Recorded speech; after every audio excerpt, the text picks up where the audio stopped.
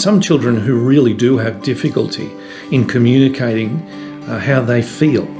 And this often causes behaviour problems.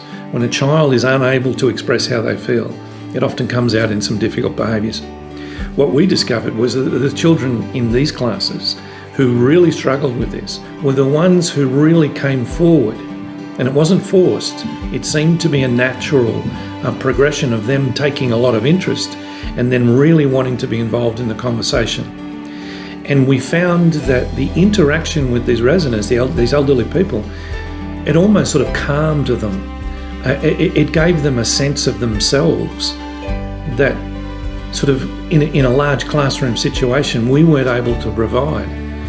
The residents really spoke to a part of them that we couldn't. And the children reacted positively, so positively in fact that they were organising to go and meet the residents, outside school time. They wanted to continue the relationship. And so we had feedback from parents saying, not just for children with difficult behaviour, but right across the board, my son, my daughter has so much a better relationship now with grandma and grandpa. Like, he has lots of conversations with them, and he and she are really taking an interest in their grandparents, which is so lovely. So that was another outcome that we didn't expect. And then, of course, from the other end, the director of the aged care residence is calling me and saying, Michael, our residents are just over the moon about this. They're eating better, they're sleeping better, they're having a lot more conversation around the table because they have a common element, I suppose, to discuss.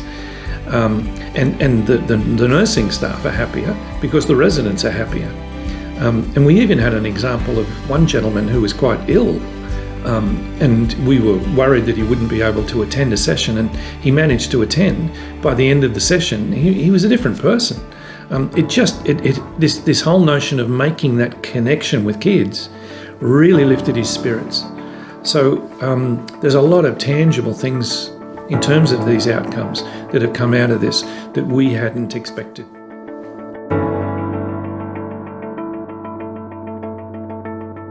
Writing took on a whole life of itself because it was generated by this really great wealth of experience that the children had by making contact with these people. They now had a lot more content and detail to be able to put into their writing.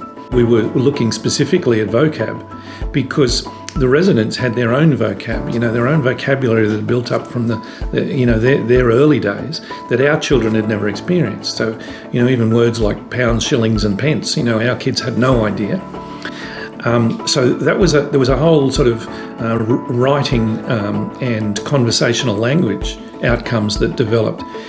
The other thing was we quickly discovered that our children were becoming so much more articulate. They were able to sort of ask the kind of open-ended questions of these people and extract the information that they needed, and that just seemed to get better and better each week. So the whole experience of oral language has really been fantastic, and one of the goals of our school has been, in fact, to develop oral language so that children can articulate their own learning, and they can articulate how they're going with their learning, that sort of metacognition. How am I going? What do I need to do to get better? What do I need to do next? They're so much better now at being able to express themselves because of this interaction that they've been having.